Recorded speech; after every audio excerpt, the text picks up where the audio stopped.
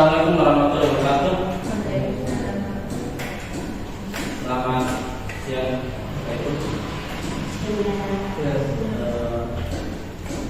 Alhamdulillah bahwa pada siang hari ini kami diberi nikmat, yaitu nikmat sehat, sehingga kita bisa kumpul dalam ruangan ini untuk melakukan penyebaran pemahaman terkait dengan budaya positif. Bapak Ibu sekalian, pada kesempatan kali ini juga ini adalah merupakan tugas saya sebagai kaum bergerak untuk melakukan aksi nyata, yaitu modul 1 dari 4, yaitu terkait dengan budaya positif. Nah, perlu kita ketahui bahwa yang pertama terkait dengan budaya positif. Nah, budaya positif itu adalah merupakan atau dapat dijalankan itu dengan menerapkan beberapa konsep. Di antaranya yaitu disiplin positif, kemudian mengambil perilaku manusia yang akan berkaitan dengan hukuman dan penghargaan, kemudian posisi kontrol seorang guru, kemudian pembuatan keyakinan kelas dan penerapan segitiga restitusi. Nah, kalau kita mau memahami terkait dengan budaya positif ini, tentunya bahwa beberapa langkah ini, ada 6 langkah ini harus kita lakukan agar penerapan budaya positif di dalam sekolah atau penerapan budaya positif di dalam kelas itu kita bisa lakukan sehingga imbasnya nanti itu berakibat pada bagaimana kita menciptakan siswa yang memiliki karakter, siswa yang memiliki profil pelajar yang sesuai. Nah, seperti apa yang saya sampaikan tadi bahwa konsep inti dari budaya positif itu yang pertama adalah paradigma perubahan atau perubahan paradigma stimulus respon yang pertama. Yang kedua adalah konsep disiplin positif. Yang ketiga adalah keyakinan kelas. Dan keempat itu adalah pemenuhan 5 kebutuhan dasar manusia atau 5 kebutuhan dasar manusia. Dan yang kelima yaitu 5 posisi kontrol, dan yang keenam adalah segitiga restitusi.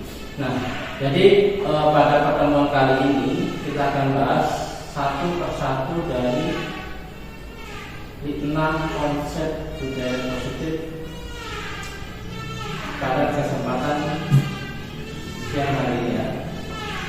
Jadi dari beberapa konsep ini ada 6, mulai dari paradigma stimulus respon, kemudian konsep disiplin, kemudian kelas, dan kebutuhan dasar manusia, kontrol, dan segitiga restitusi.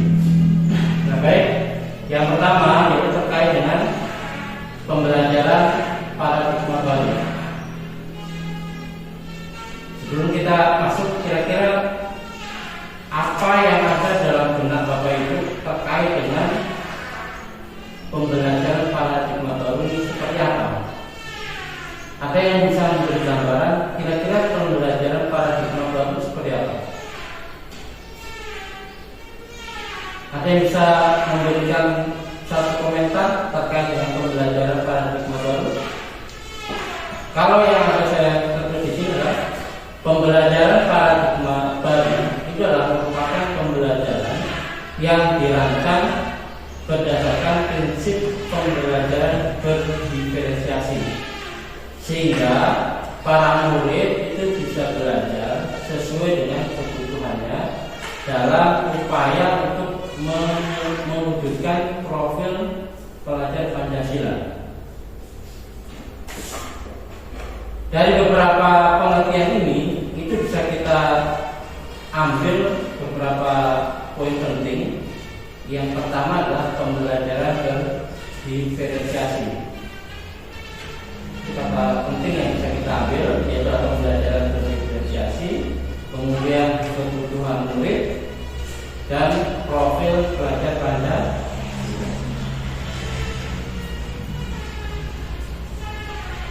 Nah, kita mengacu pada kata yang pertama, yaitu adalah berdiferensiasi. Apa yang muncul dalam benak Bapak Ibu berdiferensiasi itu seperti apa? Ya, bisa belajar berkelompok. Jadi berdiferensiasi itu bisa ketika kita belajar itu bisa menggunakan kelompok kecil atau bisa dengan kelompok besar. Ada yang lain? Pembelajaran berdiferensiasi. Ada yang bisa menggambarkan atau dalam dengan Bapak Ibu kira-kira berdiferensiasi itu seperti apa?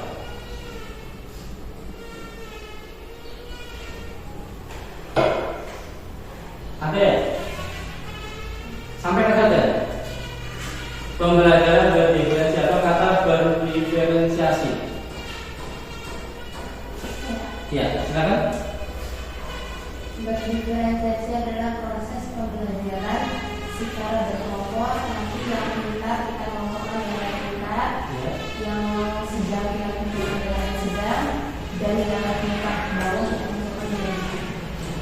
Ya, betul sekali ya. Jadi pembelajaran berdiferensiasi itu yaitu adalah pembelajaran di mana kita itu bisa untuk memenuhi kebutuhan anak. Yang ini intinya adalah di kebutuhan sesuai dengan minat, bakat, dan anak. Anak yang suka menggambar, misalnya anak yang suka menggambar itu kita pisahkan sendiri. Anak yang suka menulis kita pisahkan sendiri. Anak yang suka mungkin praktek itu kita pisahkan sendiri. Atau nanti anak yang suka cara belajar auditori, kemudian anak yang suka belajar kinestetik, nah itu kita pisahkan sendiri seperti itu. Kenapa? Sehingga proses pembelajaran itu bisa sesuai dengan minatnya, minat anak. Anak harus sesuai dengan kebutuhannya. Seperti ini.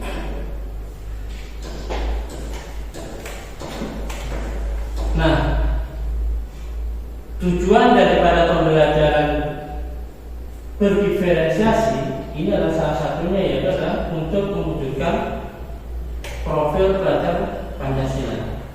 Nah, profil pelajar Pancasila itu ada 6 ya, yaitu ada beriman, bertakwa kepada Tuhan Yang Maha Esa, dan berakhlak mulia, kemudian ada mandiri, bernalar kritis, berkebinekaan global, gotong royong, dan kreatif. Ini adalah 6 dimensi dari profil pelajar Pancasila.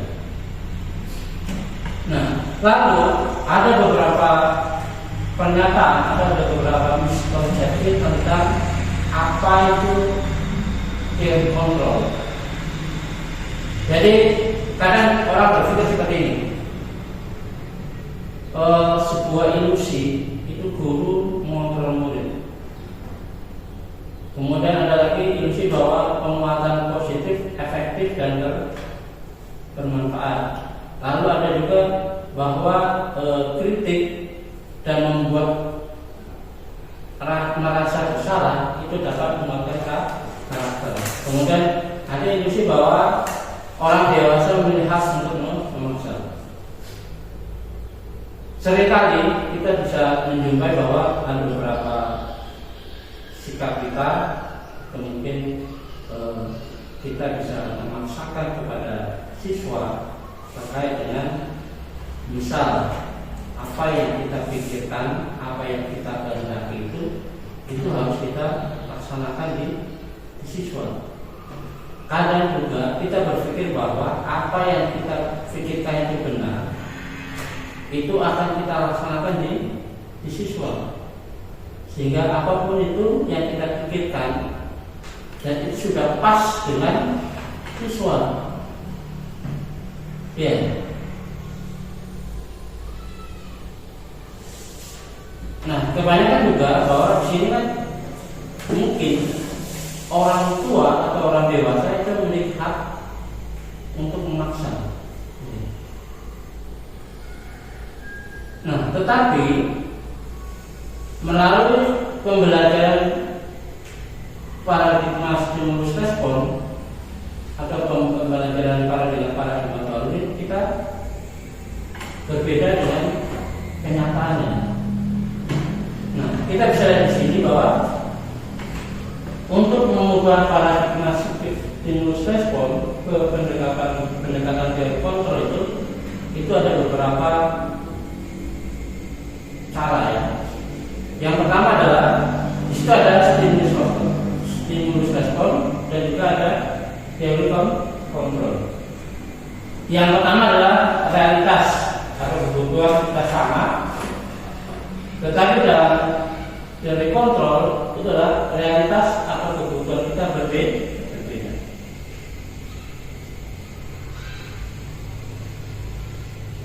Ya.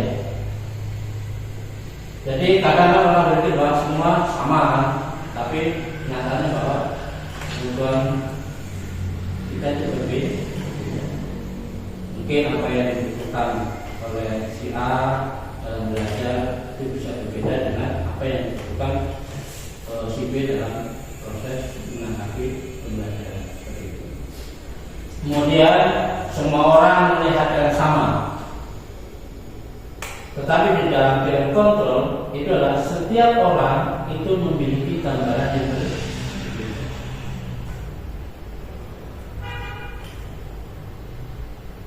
Kemudian kita mencoba untuk mengubah orang agar berpandangan hal yang sama dengan kita.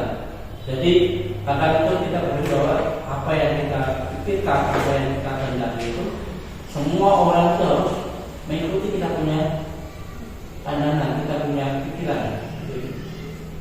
Nah, tetapi di dalam teori kontrol itu yang mengatakan bahwa kita berusaha untuk memahami pandangan orang lain tentang dunia. Artinya bahwa ketika kita sudah belajar tentang teori kontrol ini, kita berusaha untuk memahami pandangan orang tentang dunia. Artinya tentang pandangan itu tidak mesti harus sama dengan pandangan kita. Orang-orang boleh berpendapat, orang boleh memiliki ide atau apapun itu, gagasan dan sebagainya yang berbeda dari kita. Kemudian perilaku buruk dilihat sebagai suatu kesalahan. Nah, tetapi di dalam teori kontrol itu yang mengatakan bahwa semua perilaku itu begitu. Artinya bahwa kadang itu kita juga berpikir, atau mungkin dulu saya juga berpikir seperti ini, bahwa setiap kesalahan atau setiap pelanggaran yang dilakukan oleh anak-anak kita itu adalah sebuah kesalahan. Kadang kita juga harus menghukum. Mungkin kalau saya kita melihat anak itu dia berbuat yang di luar daripada apa yang terjadi, maka itu adalah sebuah kesalahan. Nah, tapi pada saat kita melihat hal seperti itu, maka dalam teori kontrol itu adalah setiap atau semua perilaku itu ada tujuannya. Maksudnya seperti ini. Ketika kita menghadapi hal-hal seperti itu, atau mendekati atau mendapati anak yang melakukan suatu kesalahan, itu kita harus lihat alasannya seperti apa. Jangan ketika kita hukum, ketika anak tidak mengerjakan PR, apa kita harus menghukum? Kemudian anak tidak datang terlambat, kita harus lihat dulu kira-kira alasan di balik semua itu seperti apa. Kita harus tahu dulu alasannya. Jangan tiba-tiba ketika anak datang terlambat atau ketika anak tidak mengerjakan PR kita harus marah. Nah, kemudian yang lain, stimulus respon yang lain adalah orang lain bisa mengontrol saya. Tetapi dalam teori kontrol hanya Anda yang bisa mengontrol diri Anda. Artinya bahwa apapun itu, setiap tindakan yang Bapak Ibu laksanakan, Bapak Ibu yang lakukan itu berasal dari motivasi intrinsik Bapak Ibu. Artinya itu berasal dari dalam betul-betul memang dari keyakinan Bapak Ibu.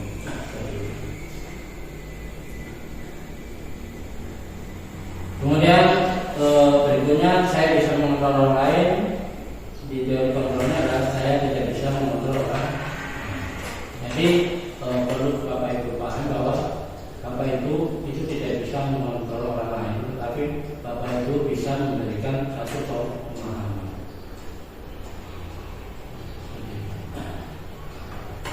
Kemudian pemaksaan ada pada saat bukan gagal. Pada teori kontrol, kolaborasi dan konsensus menciptakan suatu pilihan baru. Dan lanjut yang terakhir adalah model berpikir menang atau kalah, dan pada teori kontrol adalah model berpikir menang. Artinya tidak ada yang ketika kita berpikir ini kita punya pikiran itu setiap orang kita bisa berpikir memang kita punya pikiran seperti itu. Jadi tidak ada ini yang salah dan tidak ada itu. Semua pemikiran kita ini. Disiplin positif kita maknai bahwa disiplin positif itu merupakan sesuatu yang dilakukan seseorang pada orang lain untuk mendapatkan kepatuhan. Lalu di dalam disiplin positif ini juga kita cenderung untuk menghubungkan kata disiplin dengan kata ketidaknyamanan. Artinya bahwa ketika kita mempelajari disiplin positif itu, kita ada 3 kata yang perlu kita bedah di sini, yaitu adalah kepatuhan, disiplin, dan ketidaknyamanan. Artinya bahwa ketika kita belajar untuk menerapkan konsep disiplin positif itu, berarti kita harus mengacu kepada kata kepatuhan. Kepatuhan dalam hal ini bahwa ketika kita mau melakukan sesuatu itu tidak didasari dengan kata kepatuhan, sehingga disiplin ini kita mengharapkan seseorang yang melakukan sesuatu itu melakukan bukan atas dasar ketidaknyamanan. Jadi kata daripada disiplin ini berarti kita harus melakukan sesuai dengan apa yang ada di diri kita, sesuai dengan apa yang kesadaran kita.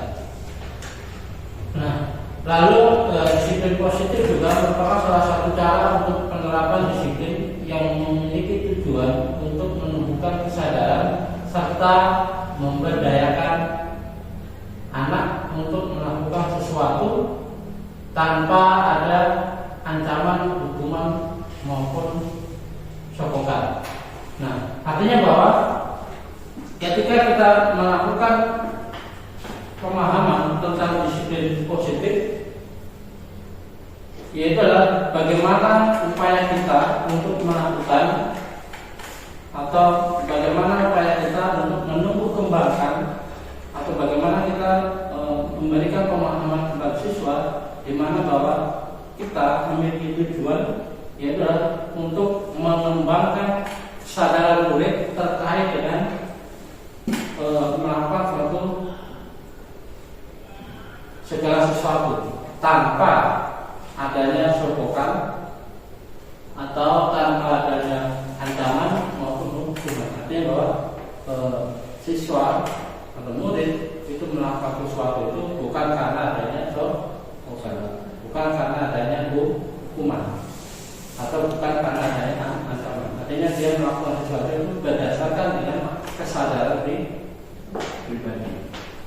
Nah, lalu di dalam disiplin positif itu juga menanamkan tujuan pada murid akan menjadi mereka yang diinginkan dan mereka yang dihargai. Sehingga penanaman disiplin positif itu bisa mereka capai dan murid itu bisa melihat nilai-nilai yang mereka percaya. Nah, korelasinya dengan kita sebagai guru, sebagai pendidik, maka penanaman disiplin positif itu memiliki tujuan bahwa kita bagaimana seorang guru itu bisa menciptakan anak-anak yang memiliki disiplin diri, bisa berperilaku dan mengacu pada nilai-nilai kebajikan universal, serta memiliki motivasi intrinsik. Motivasi intrinsik adalah motivasi yang timbul dari dalam diri masing-masing, bukan karena motivasi artinya bukan karena pengaruh dari luar. Pengaruh dari luar bisa juga berupa penghargaan, dorongan, hukuman, ancaman dan sebagainya. Itu adalah pengaruh dari luar. Lalu yang berikutnya yaitu adalah identitas gagal. Nah, dalam identitas gagal itu kita mengenal ada yang namanya hukuman dan penghargaan.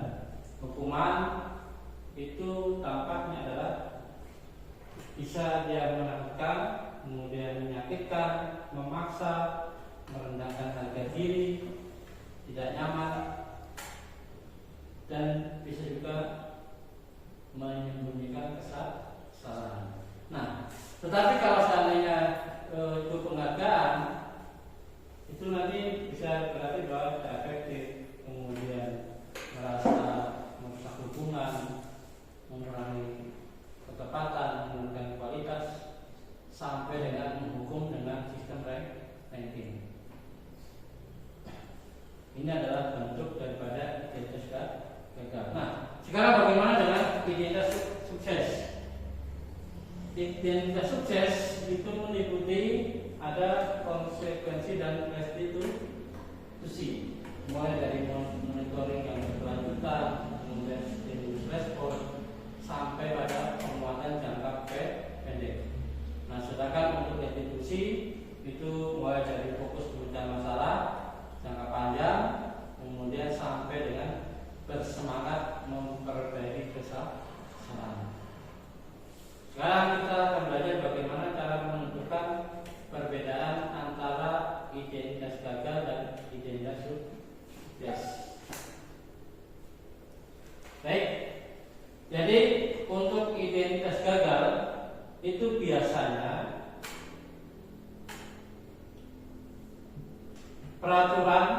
peraturannya adalah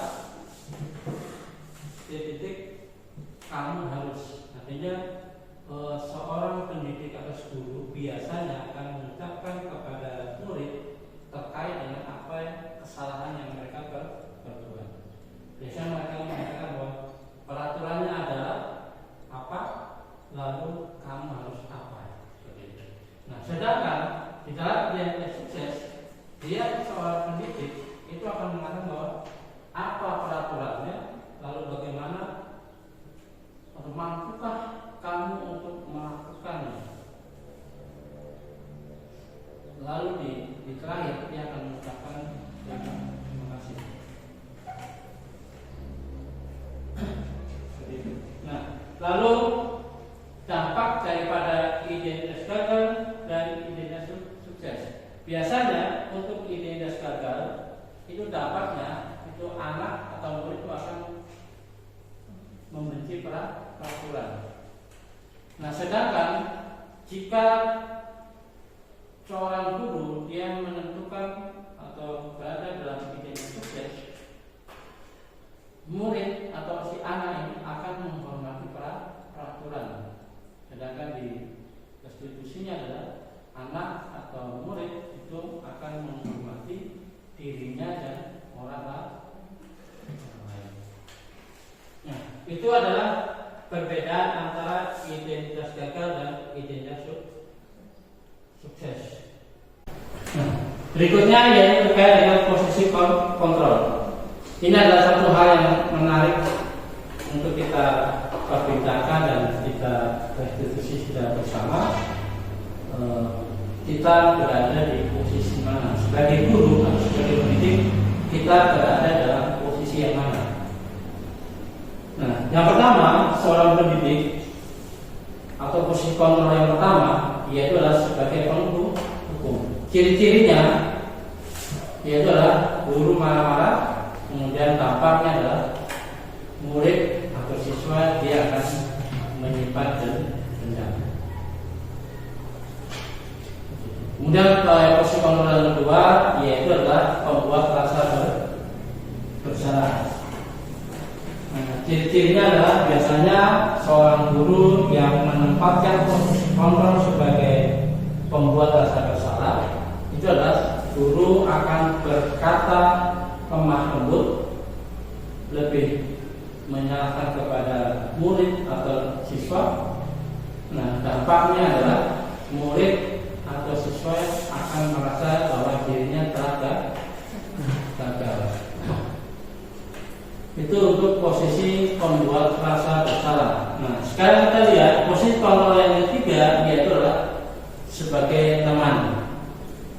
Nah, di sini seorang guru yang menempatkan posisi sebagai teman itu memiliki beberapa kriteria. Yang pertama adalah seorang guru itu akan menjadikan murid atau siswa atau anak sebagai temannya.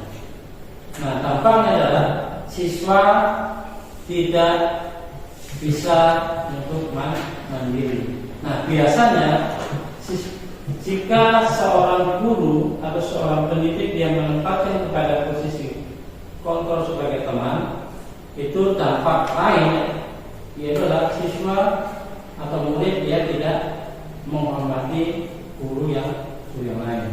Dia hanya menghormati guru tersebut. Dia tidak memperdulikan guru yang lain karena siswa tersebut menganggap bahwa guru tersebut dia sudah sebagai temannya dan bisa menutupi seluruh kebutuhannya. Nah, posisi berikutnya yaitu pemantau. Biasanya seorang pendidik yang menempatkan posisi sebagai pemantau, dia akan mengandalkan seluruh perhitungan atau menggunakan kontrolnya untuk menyelesaikan satu permasalahan.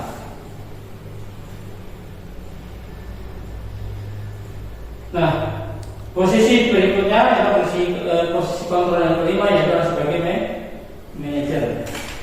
Biasanya posisi kontrol sebagai manajer ini merupakan suatu posisi di mana seorang murid atau seorang pendidik itu memiliki sikap dia berusaha bagaimana cara untuk berpisah kepada murid itu memiliki bagaimana murid itu memiliki disiplin positif, kemudian dampaknya itu bisa menjadikan murid lebih mandiri, lebih percaya diri dan bisa menyelesaikan masalahnya. Itu adalah posisi kontrol sebagai manajer. Nah, kalau seandainya kita lihat dari beberapa atau 5 posisi kontrol guru, mulai dari menghukum, kemudian pembuat rasa bersalah, teman, pemantau dan manajer, kira-kira Bapak Ibu guru itu berada di posisi kontrol yang mana?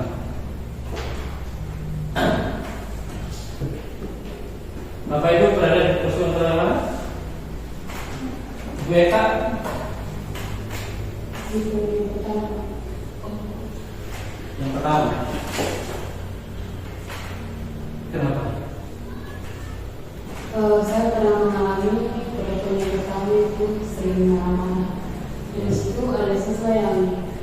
ditulis di buku katanya begini.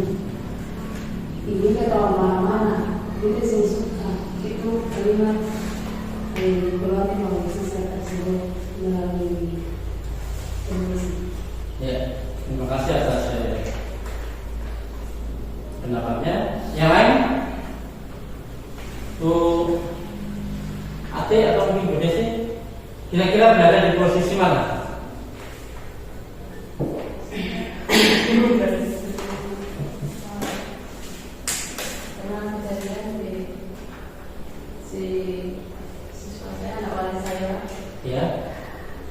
Dia sudah ketika seorang tidak masuk, misal kita 2 bulan, berarti dia masuk lalu saya panggil, saya tanya alasan kenapa tidak masuk, dia bilang karena sedang berhubungan.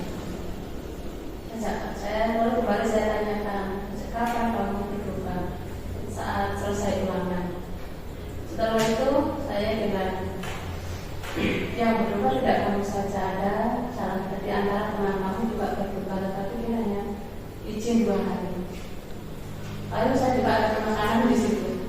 Kalau kamu tidak merasa sekolah di sini keberatan, kecuali sekarang ada sekolah baru yang dekat dengan kamu, kalau keberatan boleh pindah di sekolah yang lebih dekat. Lalu dia menyampaikan, tidak, saya tidak ingin pindah, saya mau sekolah di sini saja. Dan saya sampaikan itu sudah ada surat panggilan tidak minta tanda tangan ke kepala sekolah. Memang tidak, saya tidak ingin pindah. Lalu saya kembalikan, kalau kamu tidak mau pindah dan tidak mau membuat ibu pusing, bagaimana cara kamu menyelesaikannya? Lalu dia mengambil janji, saya berjanji itu saya tidak akan bermalas-malas sekolah. Kalau malas sekolah, apa sanksinya yang bisa kamu berikan pada ibu? Dia bilang, saya kalau malas-malas sekolah, saya mampu pindah sekolah. Lalu saya jawab, saya tidak mau kalau kamu hanya berjanji saja. Saya mengambil kertas untuk dia menulis janjinya bahwa dia akan mengubah dirinya untuk lebih aktif lagi berangkat ke sekolah. Ya. Jadi posisi yang diperankan itu berada di posisi yang mana? Memantau atau membuat rasa bersalah? Membuat rasa bersalah. Nah, karena tadi itu kan tidak guru ketika dia berada di posisi guru membuat rasa bersalah itu biasanya seorang guru itu akan ada kata-kata dia berkata lebih matang tunduk, kemudian lebih menyalahkan si siswa. Berarti ini posisi kontrol sebagai pembuat rasa bersalah. Perlu Bapak Ibu percaya bahwa terkadang kita itu juga tidak selalu berada dalam posisi menghukum, tidak selalu berada dalam posisi pembuat rasa bersalah, tidak juga berada dalam posisi tenang. Ada suatu waktu, ada satu kalanya bahwa seorang guru itu juga bisa berbuat atau bertindak pada posisi kontrol sebagai teman. Ya. Jadi tidak serta-merta tidak diakal itu sebagai posisi itu. Dan kadang dalam satu hari itu, dalam satu waktu itu seorang guru dia bisa bertindak semua sebagai penghukum, sebagai pembuat rasa bersalah, sebagai teman, sebagai pembantu. Nah, perlu Bapak Ibu ketahui bahwa semua posisi kontrol ini juga perlu menjadi ada dalam guru tersebut.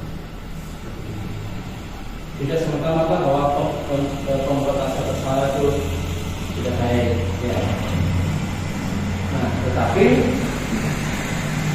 kita sebagai guru itu dituntut bagaimana kita bersikap atau menempatkan diri kita sebagai manajer. Ada pengalaman lain pada diri?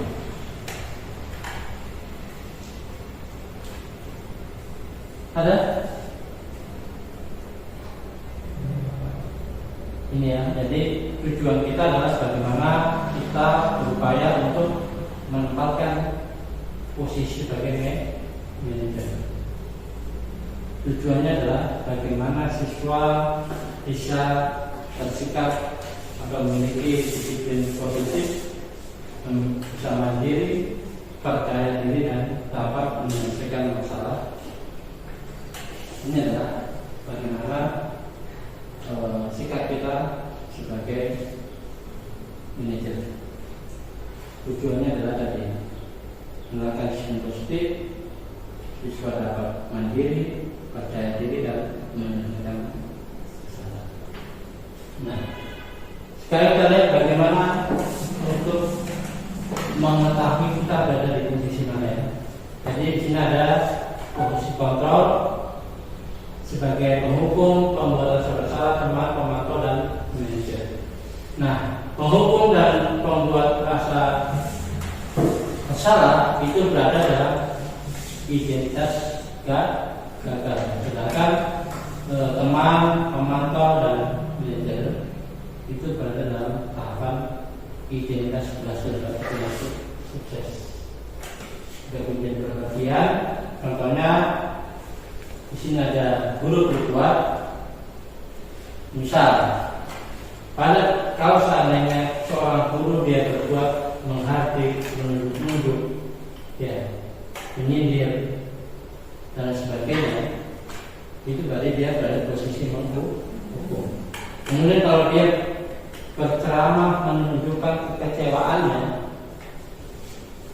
intinya dia menunjukkan kekecewaannya yang mendalam, berarti dia berada di posisi pembuat rasa bersalah. Karena guru tersebut itu berusaha mempengaruhi siswa itu maka supaya dia merasa bersalah seperti itu. Berarti seorang guru itu berada di posisi kontrol sebagai pembuat rasa bersalah. Nah, ketika dia berada di posisi kontrol teman, berarti akan membuat alasan untuk murid-muridnya seperti itu. Kemudian pemantau, berarti dia menghitung dan mengukur. Kemudian manajer menunjukkan pertanyaan. Nah, kemudian kalau guru berkata, biasanya kalau kamu tidak melakukannya, saya akan seperti itu. Jadi biasanya posisi guru yang bekerja sebagai penghukum, dia akan berkata seperti ini: kalau kamu tidak melakukannya, saya akan. Kalau kamu tidak mengerjakan PR, saya akan. Ya. Lalu kamu sudah mengerjakan Bapak Ibu, ini berarti di posisi pembuat rasa bersalah. Kalau seandainya ada kata mengecewakan dan kemudian memancing siswa merasa bersalah, berarti di posisi ini. Nah, hasil daripada posisi kontrol ini biasanya itu siswa akan memberontak, kemudian menyalahkan orang lain, itu bagian hukum. Dampak daripada seorang guru berada dalam posisi hukum.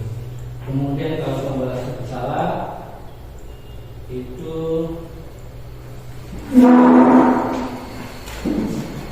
siswa akan menyembunyikan atau menyangkal dan berbohong.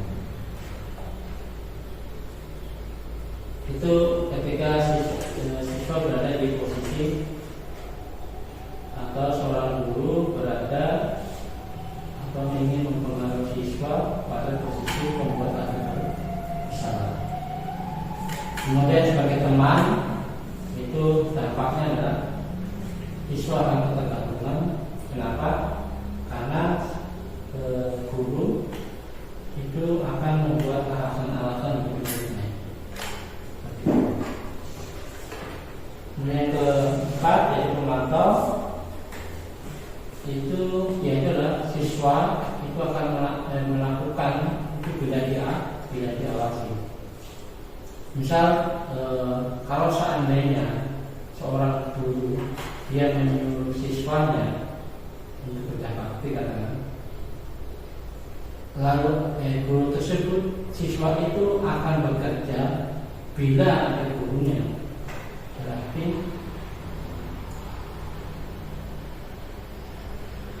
siswa itu dia hanya akan melakukan apabila dia dewasa. Berarti dia melakukan itu belum dari golongan atau kesadaran diri sendiri.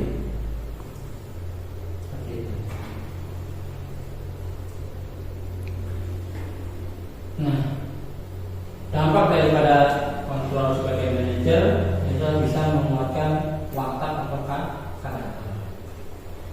Kenapa? Karena guru itu berupaya untuk meyakinkan kepada siswa melalui pertanyaan apa yang kamu yakini, apa yang kamu tahu, ya bagaimana cara ini, maka dampaknya adalah siswa tersebut akan memiliki watak atau karakter. Itu untuk posisi kontrol sebagai guru. Lanjut yang berikutnya yaitu terkait dengan keyakinan kelas. Mengapa tidak peraturan kelas? Kenapa harus keyakinan kelas? Ada yang bisa menyatakan pendapatnya? Mengapa harus peraturan kelas? Kenapa harus keyakinan kelas?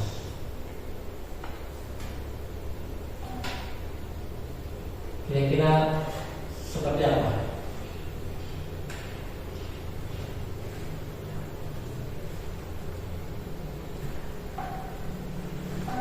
Di situ saya memberikan gambaran untuk memahami kenapa tidak peraturan, kenapa harus keyakinan. Saya memberikan dua pertanyaan pematik. Yang pertama, mengapa kita memiliki peraturan tentang penggunaan helm pada saat mengendarai motor? Dan pertanyaan yang kedua, mengapa kita memiliki peraturan tentang penggunaan masker dan mencuci tangan setiap saat di masa pandemi? Ada yang bisa? Ada yang mau menyampaikan pendapatnya? Ya, silakan. Kalau peraturan kelas itu adalah peraturan yang dibuat oleh guru tanpa melibatkan siswa. Sedangkan keyakinan kelas adalah sesuatu yang dibuat atau peraturan yang melibatkan siswa. Ya, terus saja.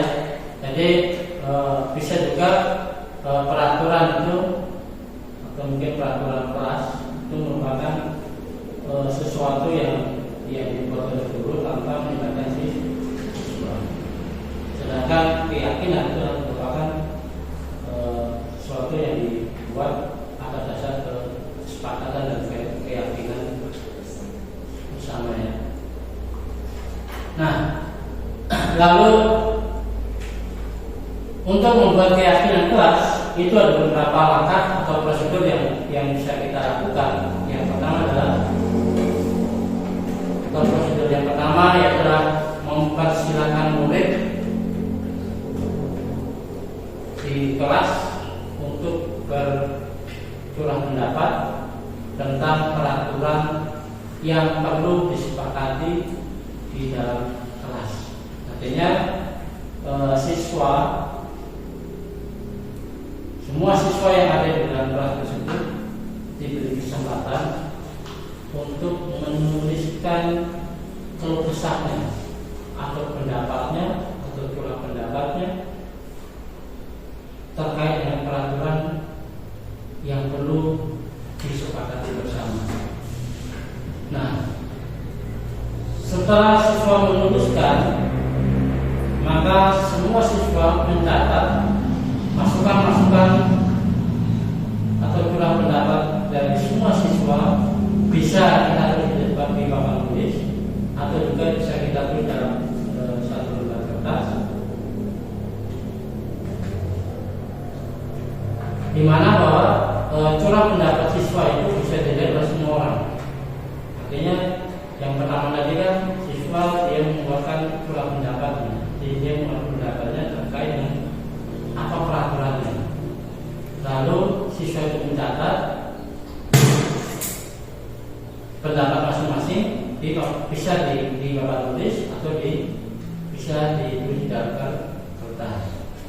Nah, setelah itu baru kita susun pendapat curah pendapat siswa itu, kita susun dalam bentuk suatu keyakinan kelas dengan mengganti kalimat yang negatif menjadi kalimat yang positif. Misal, contohnya jangan lari di dalam kelas. Itu kita ganti dengan apa? Kita ubah dalam bentuk kalimat positif. Ya, berarti diganti dengan berjalanlah di kelas. Ya, jadi dalam menuliskan keyakinan kelas ini kita gunakan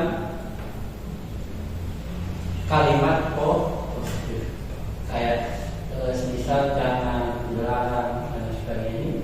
Itu adalah kalimatnya. Jadi kalimat-kalimat itu tidak apa dalam kalimat positif. Nah, setelah kita rubah dalam bentuk kalimat positif, kita tinjau kembali daftar curah pendapat itu, kemudian kita periksa ulang.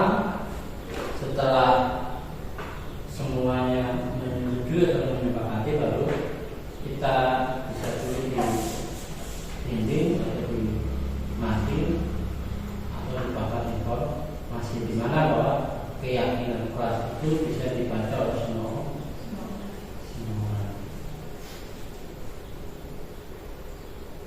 Nah, di sini saya menggambarkan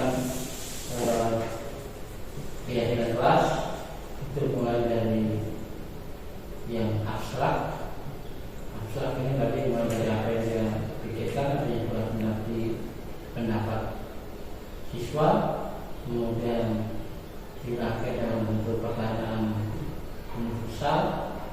Setelah itu baru diubah pada bentuk pernyataan positif atau kalimat positif. Nah, diupayakan bahwa di dalam penyusunan keyakinan kelas itu menggunakan kata-kata yang singkat atau kata yang sedikit agar mudah diingat.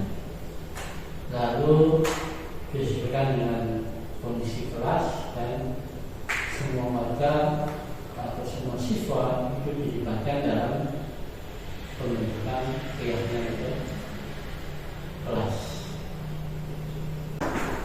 Berikutnya yaitu terkait dengan segitiga restitusi. Nah, segitiga restitusi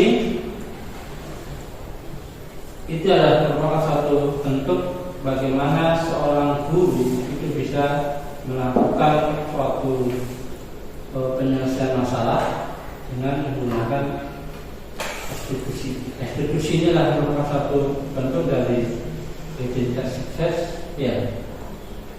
Bagaimana seorang guru itu bisa melakukan dan memecahkan semua permasalahan siswa dengan segitiga restitusi. Nah, di dalam segitiga restitusi itu ada 3 langkah. Yang pertama yaitu bagaimana seorang guru itu bisa menstabilkan identitas, kemudian validasi tindakan, dan meyakinkan atau menanyakan keyakinan. Oke, sekarang kita lihat yang pertama adalah menstabilkan identitas. Nah, jika seorang guru atau seorang pendidik dia melakukan beberapa tahapan ini, mulai dari berbuat salah itu tidak apa-apa, kemudian tidak ada manusia yang sempurna. Saya juga pernah melakukan hal yang sama. Terusan, apakah kamu sedang menjadi teman yang baik buat diri sendiri dan sebagainya? Itu adalah berarti guru tersebut itu sedang menjalankan langkah, itulah menstabilkan identitas. Ya, jadi tahapan menstabilkan itu jadi bisa kita lihat dari beberapa contoh ini. Kalau seandainya guru dia melemparkan atau mengucapkan kata-kata ini, berarti dia berada di tahapan ini, ya kan? Nah, lalu jika seorang guru dia berada di tahapan ini, padahal kamu bisa melakukan hal yang lebih dari ini, kemudian kamu pasti punya alasan, kamu patut bangga pada dirimu karena tidak melakukan hal yang lebih daripada itu, kamu boleh mempertahankan sikap itu. Berarti seorang guru itu berarti masih atau sedang menjalankan validasi tindakan yang salah.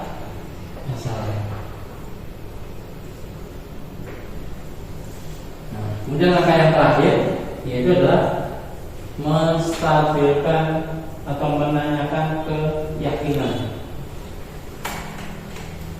Nah, ciri-cirinya biasanya adalah apa yang kita percaya sebagai kelas atau keluarga, apa nilai-nilai umum yang telah kita sepakati. Biasanya di sini mengacu pada keyakinan kelas.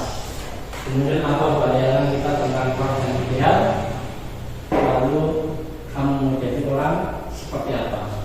Jadi ini adalah tahapan menanyakan keyakinan. Nah, perlu Bapak Ibu ketahui bahwa ketika kita ingin melakukan metode segitiga restitusi kepada anak untuk menyelesaikan permasalahan, maka ketiga tahapan ini harus dilakukan, mulai dari menstabilkan identitas, kemudian validasi tindakan yang salah, dan yang terakhir adalah menanyakan keyakinan. Nah, seluruh proses ini harus dipenuhi. Jadi jangan diputar balikan. Jadi yang pertama adalah kita stabilkan identitas dulu, kemudian kedua validasi tindakan, dan terakhir adalah menanyakan keyakinan. Bapak Ibu yang berbahagia, tentunya bahwa apapun itu tujuannya bahwa kita sebagai guru yaitu adalah bagaimana berupaya untuk menjadikan siswa yang mandiri, kenal kritis, sesuai dengan profil pelajar Pancasila. Ada beriman, bertakwa kepada Tuhan, mandiri, kenal kritis, bertakwa dan sebagainya. Itu adalah profil pelajar Pancasila. Nah, Bapak Ibu, untuk menuntun kembang terkait dengan pendidikan anak, silakan bahwa kita mendidik anak sesuai dengan kodratnya ya. Ada kodrat alam dan kodrat ya. Jangan. Kodrat alam itu berhubungan dengan budaya, dengan karakter. Lalu kodrat zaman, nanti kita mengajar sesuai dengan zamannya. Jadi kalau seandainya kita sekarang berada di zaman teknologi, berarti seyogyanya ya seorang guru juga harus bisa menggunakan teknologi memberikan pengajaran. Baik, jadi mungkin itu yang bisa saya sampaikan pada diseminasi kali ini. Mudah-mudahan apa yang saya sampaikan bisa bermanfaat buat kita semua. Sebagai seorang pendidik, kita bisa berubah untuk menempatkan kita berada dalam posisi seorang manajer ya. Jadi itu mungkin yang disampaikan. Terima kasih. Assalamualaikum warahmatullahi wabarakatuh. Selamat siang.